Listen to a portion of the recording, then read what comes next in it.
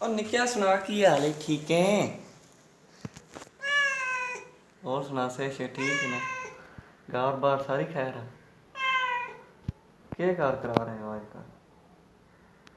Hello जनाब, भाई सारी तो कुर्बानी नहीं आई, सही लीड़े होने हो। तो उन यार तो मुल्क दी प्लेटा ही चुन चुन के धुन दियो ना।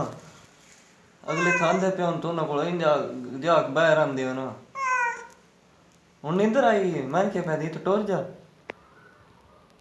तेरा बनदा तू इन जा कुर्बानी सही लीड़ी नहीं आ। ठीक है। इंसाना तो अजकल लोग फलाने आखते नहीं कुत्तियां खीर पचदी नहीं, यही सारी तो काम हो गई। इस गल्लों पाकिस्तानी बड़े मशहूर नहीं, गोश्त ना पचा थी कि दूजी हथी पैर आने नहीं फलाने तो क्या की कुर्बानी गोश्त नहीं खा दो। और सारी खैर खरीद है।